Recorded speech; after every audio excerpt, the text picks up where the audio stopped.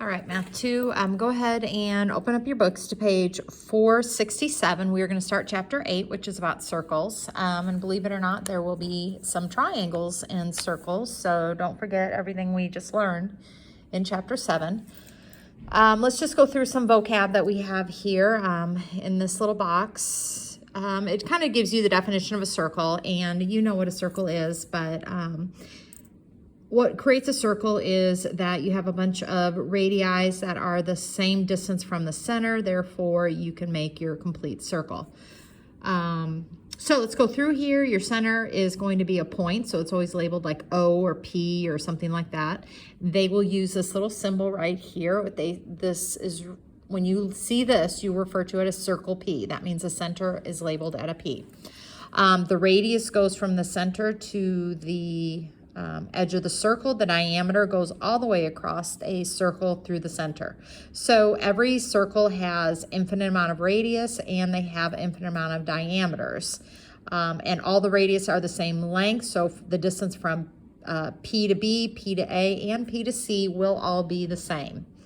And you can kind of go through here and just look. You have a central angle comes from the center.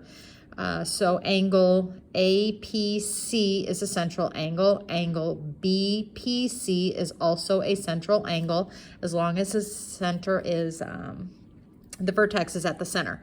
All right, coming down here, we talk about some arcs. You have semicircles, minor arcs, major arcs. You can kind of read through that. Minor arcs are labeled with 2 letters, and you kind of make this little curved mark above it. Major arcs are named with 3 letters and the curve is above it, and this has to be in order. So if I see arc STR, that means I'm starting at S, going through T, and I'm finishing at R. Semicircles are half of an arc. Half of a circle. Let's see, what else do I need to do label in here? P, if you're talking about the diameter, you need to put it is a segment. Same with the radius, it is a segment. Congruent circles up here, congruent circles have congruent radii. So if I had 2 circles here that had the same distance in the radii, that means that they would be congruent circles. All right, so let's go through a few problems on 468. What are the minor arcs? So we'll just go through and do a few of them. You would do like arc PQ, arc SR, arc SP, things like that. Arc SQ or RQ would be another one. 2 letters for your minor arc. The semicircle, it's from one end of the radius to the other. So you would do like arc PSR. Now RSP is the exact same thing, so don't write that again. But then you also have this part of the semicircle right here, which is RQP or PQR. Your major arc that contains point Q, containing means it's in it. So you could do like arc QRS, that's this major arc. It's got to go more than halfway around. We could do arc RPQ. Okay, starting at R, going through, something like that.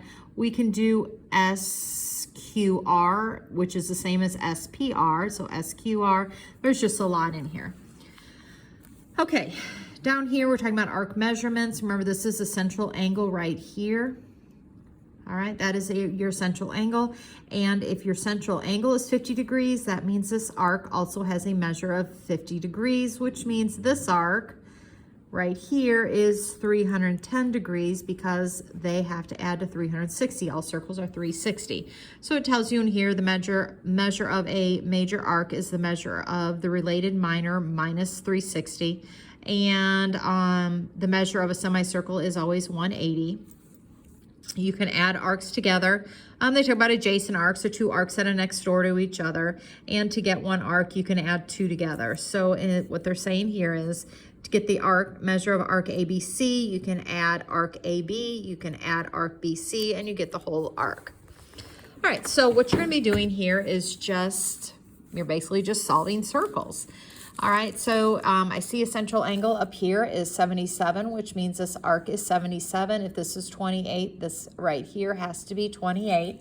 The next thing I would notice is we have a diameter in here, P to S.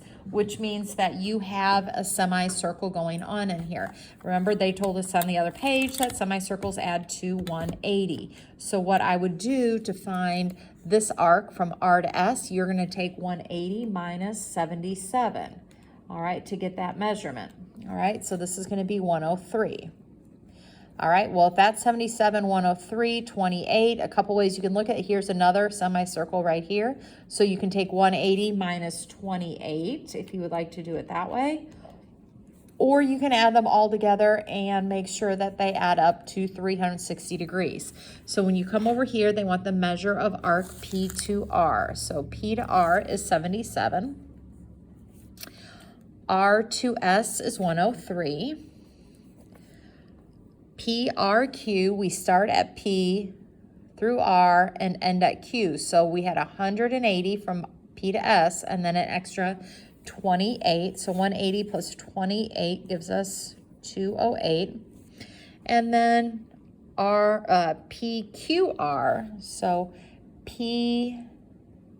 we gotta go this way. PQR, you're gonna go all the way around. So we go all the way around except for that 77. So the easiest way to do that is to take 360 minus 77.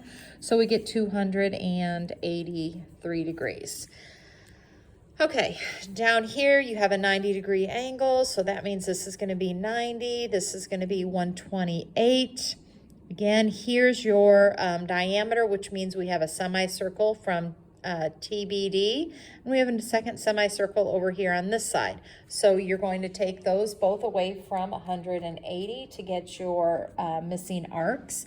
So this right here is going to be 52, and again, if that's 90, that's 90. And then you can go through and answer your questions on that. Okay. All right, up here on the top of page 470, we are going to be talking about circumference of a circle. Circumference is the distance all the way around. It's like a perimeter, okay? It's the perimeter of the shape. So we're going to be dealing with pi a little bit on here. Your circumference has two formulas, and the reason being is because 2 times the radius is really the diameter. Sometimes they will ask you to leave it in terms of pi. That means you literally just leave pi in your answer. It's kind of like leaving a radical or anything like that. Other times they will ask you to use pi button or to use 3.14. All right, so just kind of read through here and look at it and see what they're doing. They're giving you some of the details in here. Concentric circles are circles that have the same center. It's kind of like a bullseye. I can draw another one in here, maybe that has the same center, and another one, you know, on the outside or whatever case may be. Those are your concentric circles. Okay, when we come down here, all right, let's see. The tire has a circular turning radius of, and they give you the picture over here, the distance between the front tire and the left tire. How much further does the tire on the outside of the turn travel than the tire on the inside? All right, so we want to know your inside tires are going around here. Your outside tire is going around here. So we just need to find the circumference of both of them and subtract that away. All right, so let's do the outside one first. Okay, and we will be using our pi button in our calculator because it does not say leave in terms of pi or anything. So we will be using our pi button. All right, so we're going to use our formula up here. It's giving us our radius, so 2 pi r. The outside tire starts right here to right here, so it's 16.1. All right, so you're going to take 16.1, that's your radius, times 2 times pi. And at that point, we will round it. So it looks like it's 101.16. 101.16. All right, try that in your calculator. All right, and that's what we come to. Now, when I go to do this smaller circle, it's only going from right here to right here. So you're taking off 4.7 feet. So take 16.1 and subtract away that 4.7 feet. So the distance from right here to right here looks like it should be 11.4. That's your new radius. So take 11.4 times 2 times your pi button. All right, it looks like we get, for this inside one, okay, we're going to get 71.63 feet.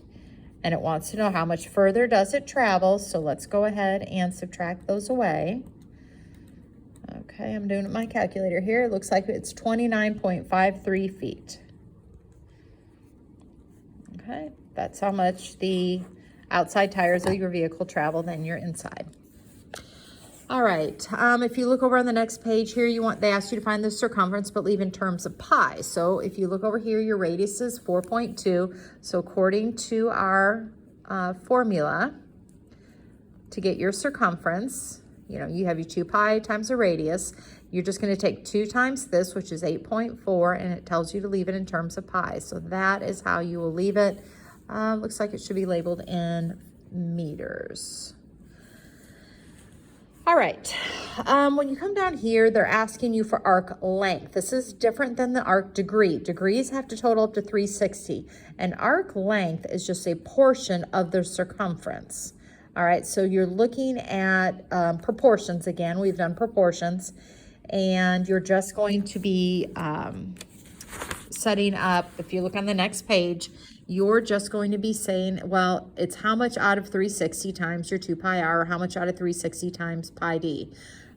So let's just go through what is the length of a semicircle that has a radius of 1/3. All right, well, a semicircle has a degree of 180. So this is what you go, whatever your arc is, it goes over 360. So 180 over 360. All right, and they're giving us the radius, so I'm using this formula up at the top. And it says leave in terms of pi, so I'm going to write 2 pi times 1.3. All right, just simplifying down, this is really a half. Okay, now half of 2 is just 1, so those can cancel, and I'm left with 1.3 pi meters. That's the length of the semicircle.